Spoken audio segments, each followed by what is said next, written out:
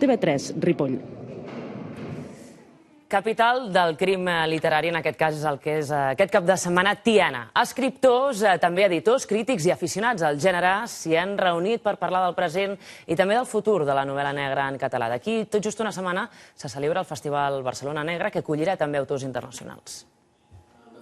No és gaire freqüent que unes jornades literàries despertin tanta expectació com per arribar a omplir el local on se celebren. Això és el que ha passat durant 2 dies a Tiana, on per primera vegada s'han reunit escriptors i editors de novel·la negra per parlar del bon moment que travessa el gènere. La literatura negra en català passa per un molt bon moment de forma pel que fa a la producció. S'han publicat 200 novel·les negres en català en els darrers 10 anys, això ens dona unes 20 de mitjana.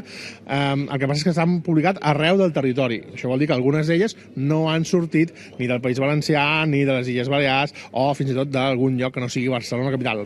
Un bon moment de creació que ha de fer front a la dura competència dels autors estrangers. Ens agradaria arribar a les vendes que tenen els suecs, els noruecs, la gent aquesta del fred.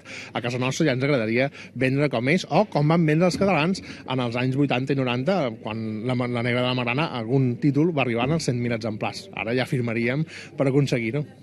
Durant 2 dies, lectors i escriptors han pogut trobar-se cara a cara i confrontar les seves percepcions sobre la novel·la negra amb editors i crítics.